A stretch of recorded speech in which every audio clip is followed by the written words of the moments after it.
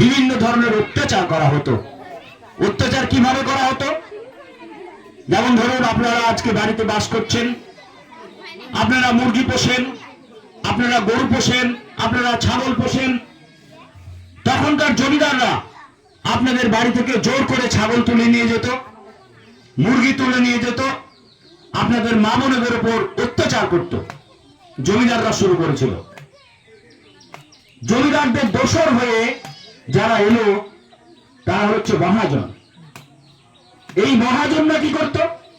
মহাজন নামের সঙ্গে একটা জিনিস আপনারা বুঝতে পারছেন, যে মহাজন মানে যাদের কাছে ধন সম্পদ পয়সা থাকতো, সেই সময় তারা পয়সা জমিয়ে রাখত।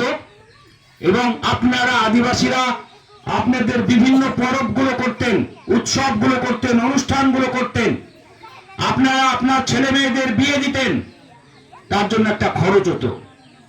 সেই খরচ আপনারা যে জমিতে চাষ করতেন, আপনারা যে জঙ্গলে কাঠ কুড়াতেন, যে জঙ্গলে ফলমূল থেকে শুরু করে এগুলো নিয়ে এসে কোন রকমে আপনাদের সংসার চালানোর ব্যবস্থা করতেন, তাদের কাছে কোনো অতিরিক্ত পয়সা থাকতো না এইসব উৎসবগুলো করার জন্য। তখন আপনারা কি করতেন? মহাজনের কাছে গিয়ে হাত পাততেন। মহাজন আপনাদেরকে কতগুলো শর্ত দিত, সেই শর্তের পরিপ্রেক্ষিতে আপনাদেরকে টাকা পয়সা দিত। শর্তটা কি ছিল? শর্তটা ছিল এই, যে টাকাটা দেওয়া হলো সেই টাকাটা সুদ সহ আপনাকে ফেরত দিতে হবে। যদি আপনি ফেরত না দিতে পারেন, তাহলে আপনার পরের যে ছেলে মেয়েরা আসবে তারা পরিশোধ করবে। তারা যদি পরিশোধ না করতে পারে, তাদের যারা বংশধর আসবে তারা পরিশোধ করবে। অর্থাৎ বংশ পরম্পরায় আপনারা পরিশোধ করবেন। আর তার বিনিময়ে আরো একটা ব্যাপার থাকবে, সেটা হচ্ছে আপনারা ওই মহাজনের দাসত্বে পরিণত হবেন, অর্থাৎ মহাজনের দাস শ্রমিকে আপনারা পরিণত হবেন। মহাজন আপনাদেরকে দিয়ে বিনা পয়সায় কাজ করিয়ে নেবে, আপনাকে করবে, আপনার আরো বাকি যারা আছে সকলকে দাস বানিয়ে আপনাকে শ্রমের কোনো মূল্য দেবে না।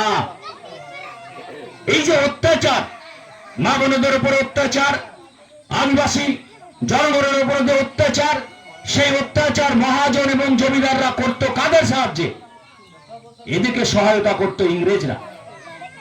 যে ইংরেজ সরকার ভারতবর্ষের বুকে তখন ছিল, তখন তারা এই আদিবাসীদের অত্যাচার করার জন্য তারা সহযোগিতা করত ওই মহাজন যোদ্ধার জমিদারদের।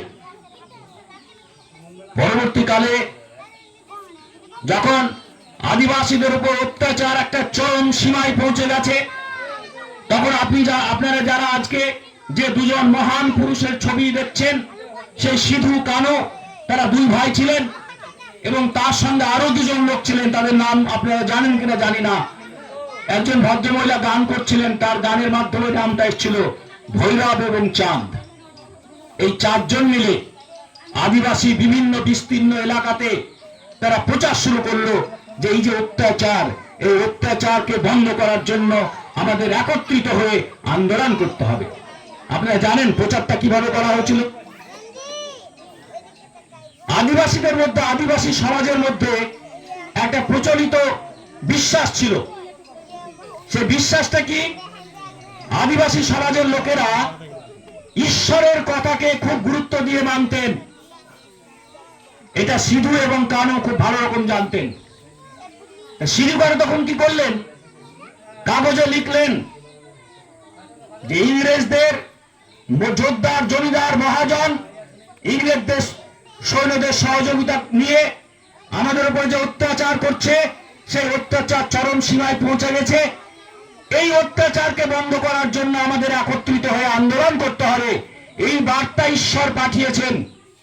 এই কথাটা কিন্তু সিধু কানু লিখলেন, এটা কাগজে লিখলেন।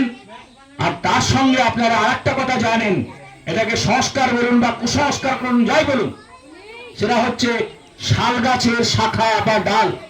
শাল গাছের শাখা বা ডাল এর অর্থটা আপনারা জানেন? ওই কাগজের সঙ্গে একটা শাল গাছের ডাল বেঁধে দেওয়া হতো। এটার অর্থ হলো শাল গাছের ডাল হচ্ছে আমাদের একতার প্রতীক। শাল গাছের ডাল হচ্ছে একত্রিত হওয়ার প্রতীক, সংঘবদ্ধ হওয়ার প্রতীক, একসঙ্গে মিলে আন্দোলন করার প্রতীক।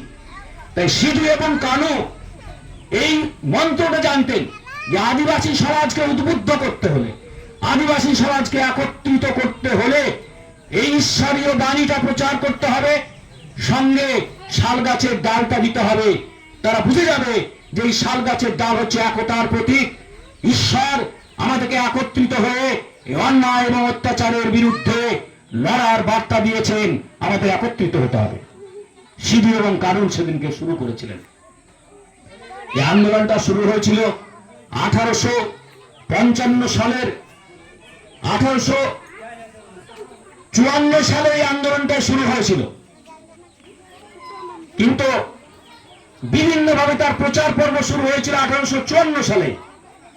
1855 সালের এই আজকের দিনটা অর্থাৎ 30শে জুন তারা ওই ভাগনাদিহি ডাঙ্গা, যেখানে সিধু এবং কানুর জন্মস্থান ছিল, সেই ডাঙ্গাতে একটা বট গাছ ছিল। তোমরা জানো ইতিহাসটা, একটা বট গাছ। সেই বট গাছের নিচে আমি আগেই বলেছি যে আদিবাসীদের বাসস্থান হচ্ছে মানে জঙ্গলে তারা বাস করত। ইংরেজ সরকার সেই জঙ্গল